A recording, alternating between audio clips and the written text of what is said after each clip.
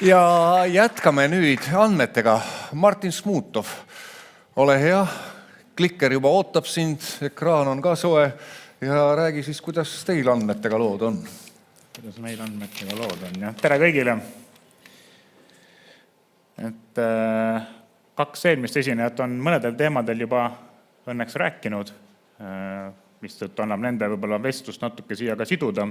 Ja teiseks me oleme selles mõttes väga huvitaval ajal, mina õigem täna huvitaval ajal teie ees, kus siis üritada defineerida ja jälgida ka Eestis toimuvat sündmusi sellises vallas nagu, et mis on lubatud meediamajadele, mis on lubatud suurtele sotsiaalmeedia või AI platvormidele, mis on lubatud praegu ka eraisikutele ja kas seal on vahet selles, et kas eraisik on kuulus või see eraisik niivõrd kuulus ei ole, et kas ka selles osas on andmete kasutamise, andmete näitamise, andmete kogumise, säilitamise ja kõige muu osas mingeid olulisi erisusi Eesti võib-olla siis ametkondade silmas või ka inimeste vaates, kui nad vaatavad, et kuidas keegi mingeid andmeid kas siis enda hüvanguks, ühiskonna hüvanguks või mingiks muuks hüvanguks kasutab. Aga kui üldse selle teemal kuskilt alustada, siis minu selja taga on, mida ma ise nimetan tüvitekstiks.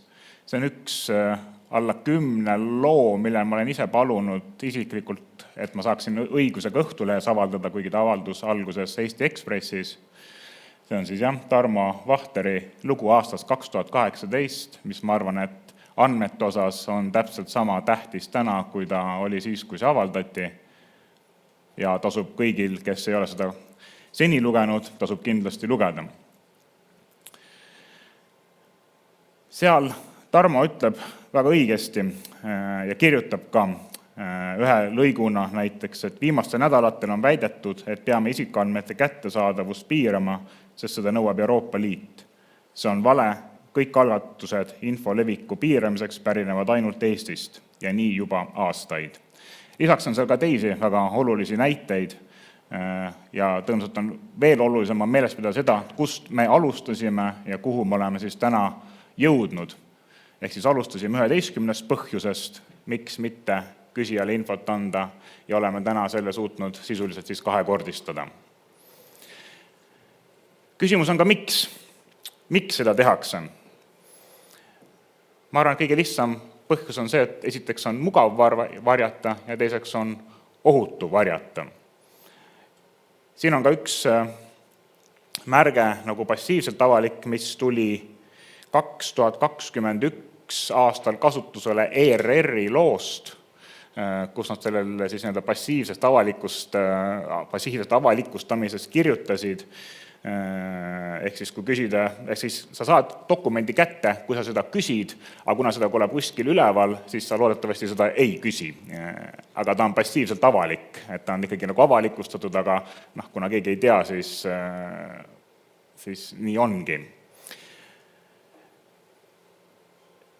Ma ise olen seda nagu mõelnud kuidagi selliselt, võib-olla veidralt, võib-olla liiga otsekoheselt, võib-olla isegi mõne jaoks vaenulikult, aga vaatan ma ja kuulan nii poliitikuid, ametnikke, ühiskonnategelasi ja selline sõnum ikkagi nagu üldjuhul on, et Eesti ei taha olla nagu Venemaa. Aga.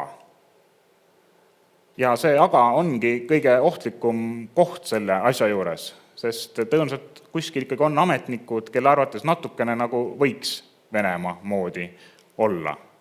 Nagu vana hea kõnekäänd või ütlus on, et gaasitas küll miljoneid, aga ehitas ka ilusaid maanteid, et midagi head ta ju tegi, et ju siis saab ka Venemaalt midagi head leida. Ma peaksime, või ma niikuinii, aga me tegelikult peaksime sellistele mõttelõngadele ütlema kohe ja selgelt ei, et ärme ehita sama kinnist riiki nagu Venemaal ja usaldame enda kodanikke. Või siis võib mõelda ka teistmoodi, et äkki minugi kohta keegi ütleb, et ta hädaldas tõesti ja hiljem siis on töötu, kas siis peatoimetaja või Riigikogu ametnik. Ta hädaldas tõesti siis selle juhtiv menetleja poolt öeldud ühe ametniku kohta, kes ka rääkis avalikult, rääkis ausalt, rääkis sellest, mis toimub, aga sõnum saadeti tõenäoliselt natukene teistmoodi siis kõigile ülejäänud ametnikele. See, millest ma tegelikult teile täna räägin, miks mind täna siia kutsuti, et ega ma ei räägi ainult Õhtulehe vaatest, ma räägin terve Eesti meedia vaatest. Ja ma saatsin väga paljudele Eesti meedia inimestele, ajakirjanik, reporterid, toimetajad, peatoimetajad, osakondade juhid maakondades kui ka riigis sellise küsimuse, et mida teie sooviksite sellel konverentsil, kus mind on mingis mõttes nagu kutsutud ju teie eest rääkima, siis esile tõsta. Siin on mõned nendest lausetest, mis mulle saadeti, mõned on kokku pandud nagu mitme saatja puhul. Ja mõne juures ma peatun võib-olla natukene pikemalt. Nagu näiteks selle Rootsi näite puhul. 2020. aastal tegin ma mõnele ametkonnale päringu koduvägivalla kohta erinevatest vaatenurkadest, sest peas oli selline suursugune plaan suursuguseks projektiks, meil oleks võinud olla suursugused tulemused, mis Mari-Liisile toona oleks väga meeldinud. Aga raha tõttu jäi ta ära.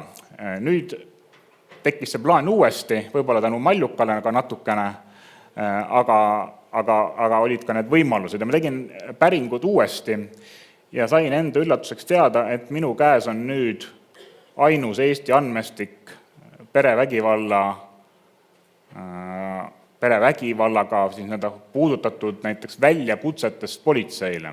Sellepärast politsei on vahepeal pidanud käsu korras vanemad andmed ära kustutama. Aga minul on see vanem andmestik endiselt olemas. Küsimus on nüüd see, et kas ma rikun ka mõnda seadust või kus on siis need ajakirjanduse vastutus. Politseilt seda ei saa, kui keegi tahab koduvägivalla väljakutsete kohta kirjutada, siis peab küsima minult. Mul on seal küll 2 aastat on nüüd lünka vahel, et on viimased andmed ja on need vanemad, 2 aastat on puudu.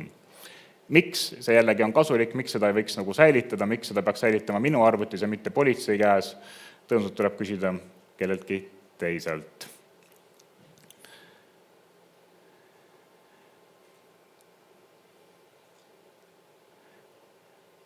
Ka mind on nendes lugudes, mida siin praegu mainitud. Mina olen nende lehtede väitel siis süüdi mõistetud kelmuses, et mul läks veel enam-vähem hästi, on võikamaid süüdistusi. Tõenäoliselt viskan ma eeldan Mari-Liisi kohta, aga kindlasti Erik Heinsaare kohta ja paljude teiste kohta samamoodi. See on nagu selline esimene vaade, et kui mina saan AKIst kirju või olen saanud, siis see algab üldiselt sellise hoiatusega, et kui ma kõik asju korda ei tee, siis ma saan 10 miljonitest trahvi, aga need lehed püsivad aastaid ja aastaid kuidagi imelikult internetis.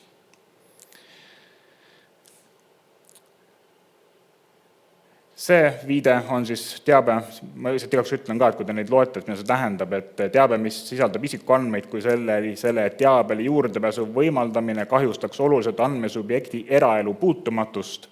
Seda te näete üldiselt kirjakastides ja loomulikult on ju ka inimese nimi isiku andmete hulka kuuluv, kui nimi on kirja juures näha isiku oma, siis on ka see paragrahv seal kirjas, miks seda kirja ei peaks meediale või teistele kodanikele avalikult kuvama. Siis tuleb olla tähelepanelik selle kohta, mis on kirja pealkirja, et see võib-olla välja küsida ja siis paluda nimi kinni katta, aga jällegi mina selleks erilist vajadust ei näe, et neid nimed peaks olema üldse varjatud. Kõige rohkem meedia võib-olla väljaanded praegu, mina ka, mitte igapäevaselt, aga ütleme siis 4-5 korda kuus pean tegelema sellega, et inimesed võivad olla unustatud. Alates lihtsamatest asjadest, kus tõesti võib-olla seda unustamine on nagu mõistlik, aga päris jälkide ja julmade ja rõvedate sündmusteni samamoodi. Ja seal meie vaated tõenäoliselt nii kohtute mingis osas, mitte küll näiteks ringkonna kohta ühe otsusega, aga mõnede kohtute otsustega, aga kindlasti AKIga lähevad erinevates suundades.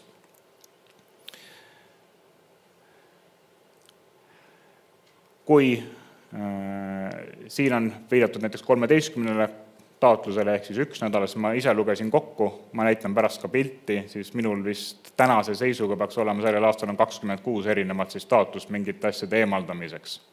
Mõned oleme suurem osa me oleme ka samamoodi, nagu siin on viidatud, selle samas vastuses oleme samamoodi deindekseerinud, et me ei ole midagi eemaldanud. Deindekseerimine tähendab siis seda, et see tõenäoliselt võiks olla mitte leitav otsingumootoritest, aga kui sa tuled Õhtulehe veebilehele, kasutad meie otsingut, siis meie sisust ta leiaks selle nime, sündmuse või mingi muu asja endiselt ülesse. Ma pean ka sellist Exceli tabelit meie andmetöötlejate ja juristide soovitusel.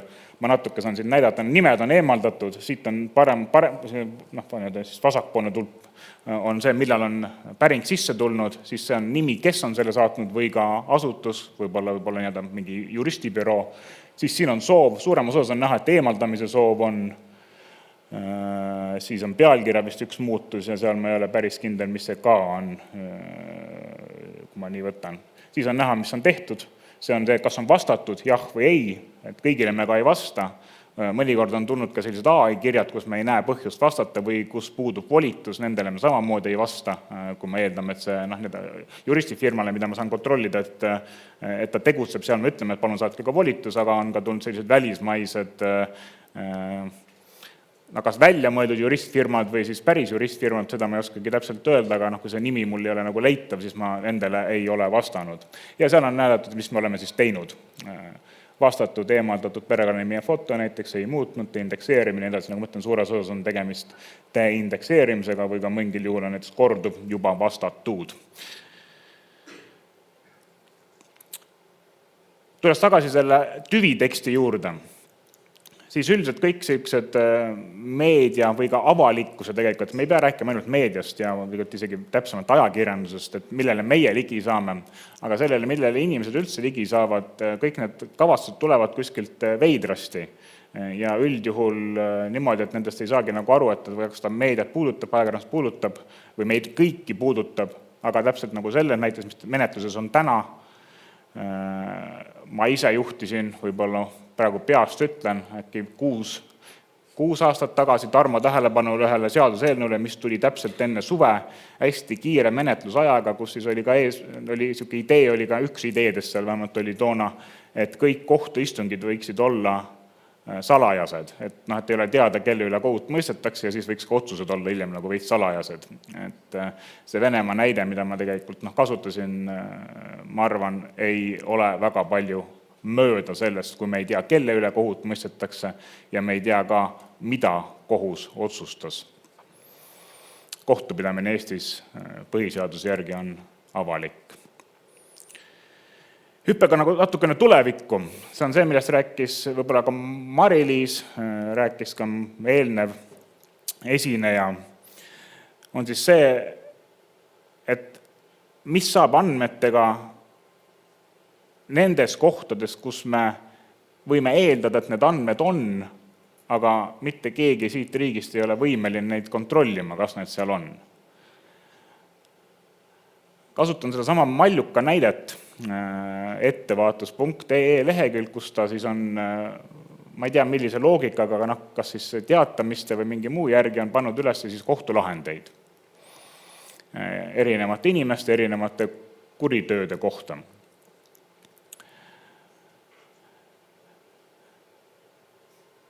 Ma olen täiesti veendunud, et põhimõtteliselt kõikidel suurematel AI ettevõtetel on kõik Eesti kohtulahendid olemas.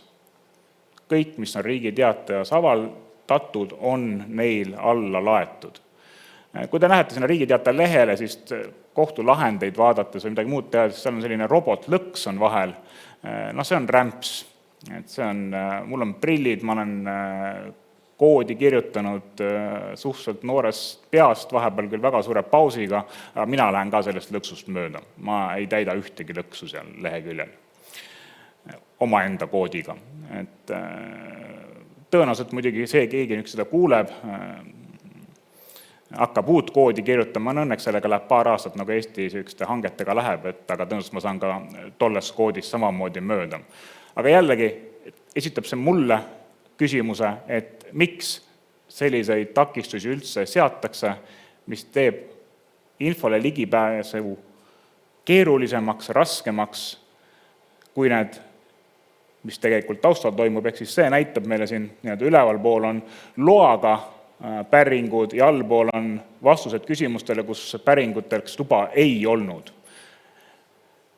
Nagu Mari-Liis ütles, et me Delfi, Õhtuleht ja teised Ekspress Grupi kas siis täisomanduses või osalisomanduses ettevõtted keelasid ära meie lehekülgedel käimise. No ma olen veendunud, et käiakse endiselt. Ja endiselt varastatakse seda sisu. Anvar samast ERR-ist võib hiljem rääkida, kuidas nad siis ERR-is nägid, et keegi laadis alla vist oli video või helisisu, vist üks fail teise järel. Ja keegi ei küsinud selleks enne luba. Nii et ma usun, et kõik need samad tegelikult isikuandmed, mida me hakkame nüüd selles samas Malluka kaasuses kindlasti Eesti ühiskonnas debateerima, mida võib näidata, kuidas võib näidata, need on juba ära võetud, need on kellegi teise omanduses, aga mis on selles mõttes on see huvitav koht on see, et kuna Aki käed sinna ei ulatu, siis neid nagu poleks olemas.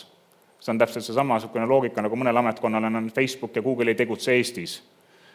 Sellepärast, et neil ei ole kontorit Eestis, aga see on reaalselt mulle öeldud, et need ettevõtted ei tegutse Eestis. Nad ei müü siin ka reklaami.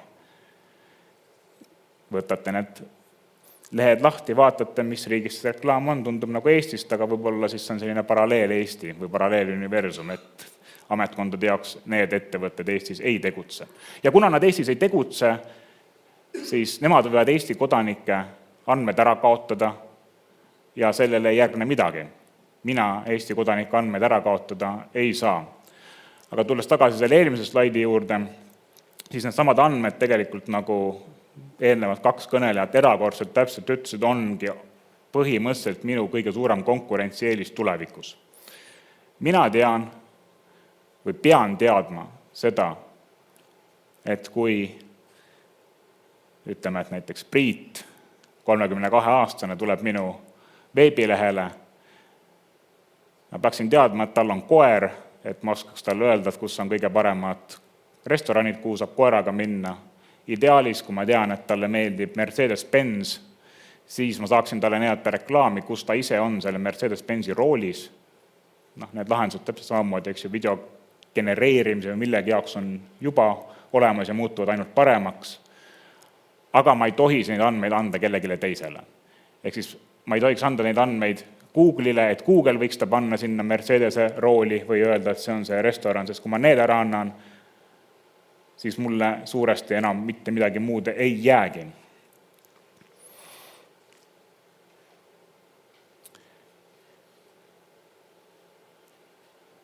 Samamoodi menetluses täna. Et üritatakse siis teha jällegi head ja hea tegemine on siis see, et inimestele ei meeldi öelda, kas nad tahavad mingeid kukisid või ei taha, et võiks anda ühe korraga, et tahan või ei taha, et see kehtiks kõigile. Kui mult see ära võtta või meilt see Eestis meediaettevõtetelt ja ka tegelikult samamoodi ERR-ilt, et ma arvan, et seal me oleme suhteliselt ühes paadis, et me võiksime teada, kes meid loevad, mis neid huvitab ja kuidas. Sellepärast, et vaba ajakirjandust ma pean erakordselt oluliseks ka vaba ühiskonna jätkumiseks, et poleks seda Venemaad. Siis kui külastaja on juba öelnud, et ei, ta ei taha, et midagi tema kohta teatakse, siis mul on ka keerulisem temaga edaspidi suhelda. Selles osas ma võin öelda, mul on hea meel, et Eesti Meedialiit, Väino Koorberg ja teiste juhtimisel on nendes küsimustes väga aktiivselt osa võtmas, et meedia õigusi kaitsta ja ma usun ja loodan, et neid arvamusi võetakse ka arvesse. Kokkuvõtteks, alati kui me räägime isiku andmetest või üldse andmetest ja sellele, millele ajakirjandusel võiks ligipääs olla, siis ma arvan, et õigus olla või õigus elada vabas ühiskonnas, kus on õigus informeeritusel, ei ole küsimus nagu poliitilistest valikutest, vaid see on põhiõigus, mida me peamegi kaitsma. Ja iga kord, kui keegi soovib midagi hakata üha rohkem varjama, siis millises ühiskonnas sa tahate elada. Et kaks varianti seal on, ehk käsitsi, siin nähtavalt ei ole vaja, ma arvan, hääletada, aga võib-olla sisemiselt tehke üks kahest valikust, sest ma arvan, et teekonnad on erakordselt erinevad. Aitäh teile!